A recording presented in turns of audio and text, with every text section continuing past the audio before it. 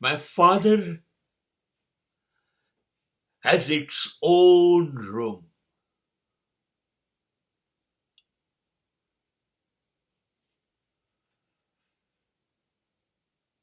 And we all are happy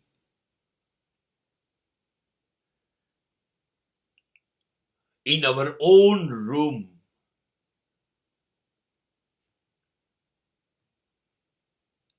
Sometimes we are celebrating.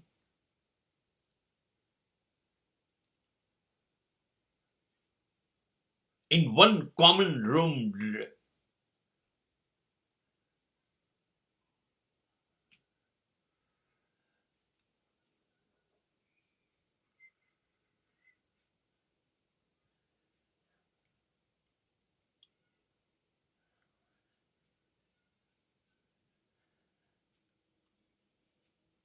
It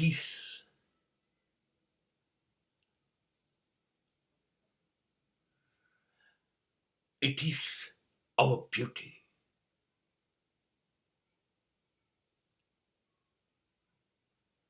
We are joint family.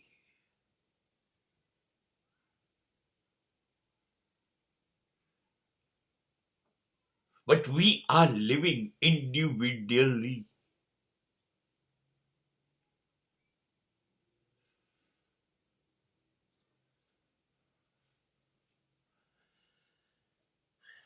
કેવી કમનસીબી છે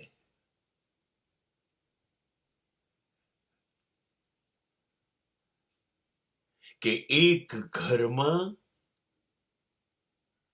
કેટલા ઘર છે.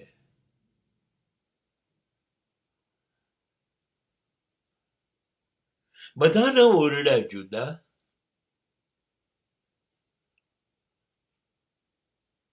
હા, અમારા ઓરડામાંથી અમે ક્યારેક બહાર આવીએ છીએ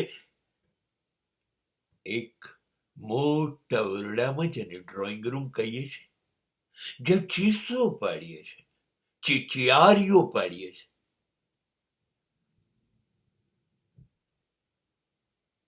અમે બધા ચૂપ થઈ જઈએ જો ટીવી બોલવા માંડે તો. ત્યાં બેસીને અમારી પાસે કોલ્ડ ડ્રિંક્સ હોય છે, કોઈ વાર ચા કોફી હોય છે, દુનિયાભરની વાતો હોય છે. ખુશ થઈએ છીએ ને એકબીજાને ખુશ કરીએ છીએ, એ અમારી ખુશી છે એવું દેખાડીએ છીએ. પણ અચાનક સતત ખાંસી અને ઉધરસ નો અવાજ મારા પિતાજીના ઓરડામાંથી આવે છે સતત. નહીં, એ અમને ડિસ્ટર્બન્સ લાગે છે. અહીં એક ઓરડો જે છે, પિતાજી જેમાં રહે છે,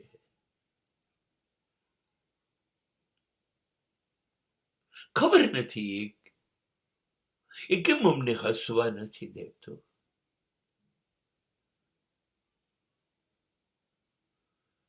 એક દિવસ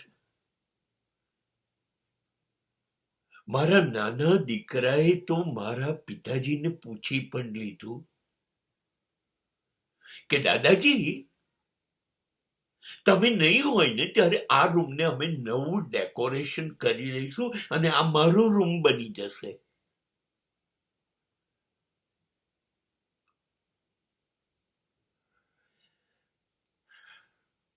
ખબર નથી પડતી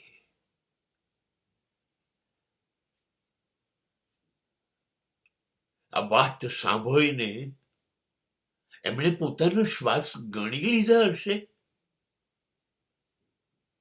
કે હવે આટલા જ વધ્યા છે, પછી આ રૂમનો નવો શણગાર થશે, નવા અધિકારોનું જગત આ ઓરડામાં આવશે, નવી કળી ખીલી રહી છે, પુષ્પની સુગંધ ફેલાવવી છે, રાહ જુએ છે. પીળું થયેલું પાંદડું ક્યારે ખરી પડે. પાંદડું પીળું થયું કોને ખબર, પણ ઝાડનું એમાં શું ગયું એ ઝાડને ખબર.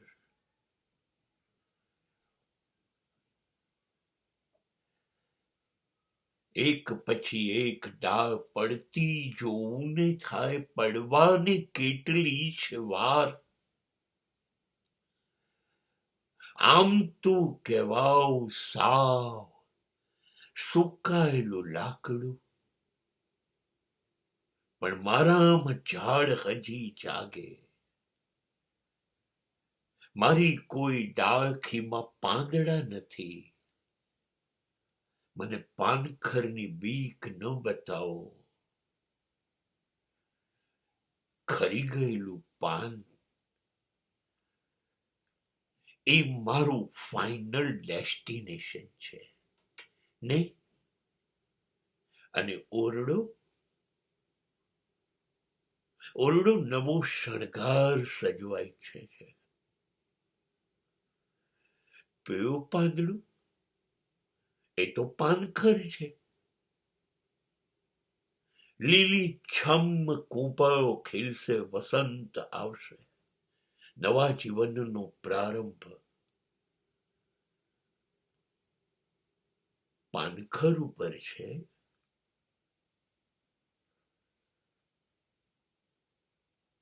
પણ નવી કૂંપળો હસતી હોય છે. પીળું પાંદડું પડવાનું હોય છે ને ત્યારે.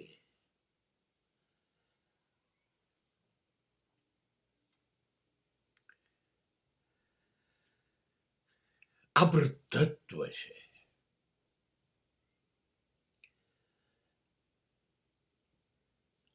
બસ એની જરૂર તમારા સિવાય કોઈને નથી.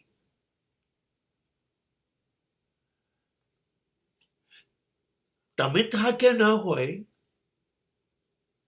તો પણ લોકો તમારાથી થાક્યા છે, કંટાળ્યા છે. શું કરે? ફરજ છે, બજાવવી પડશે. પણ પ્રેમ ક્યાં છે?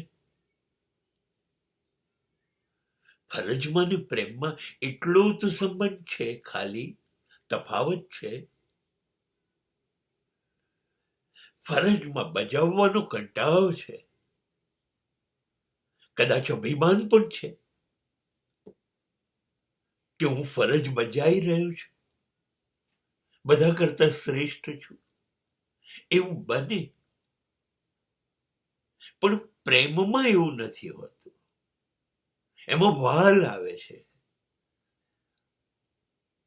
આ કરવું છે, મને બહુ ગમે છે, આ પ્રેમ પૂર્ણ છે, માટે પવિત્ર છે. આ વૃદ્ધત્વ છે ને,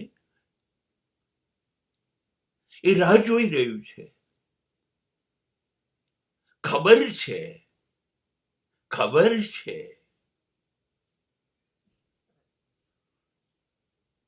કામનું નથી હવે સમાજને. હા, તો તમે જોજો, એક છેલ્લી હેડકી ગળામાં અટકી જશે અને શ્વાસ અચાનક અંદર બહાર થતા રોકાઈ જશે. 5 ઇન્દ્રિયો નકામી થઈ જશે અને નવી દિશામાં તમે પ્રયાણ કરશો, જ્યાં શરીરની જરૂર નહીં હોય. ઓરડાની શી જરૂર? નીકળી જઈશું એકલા. અને આ શરીરનું શું છે?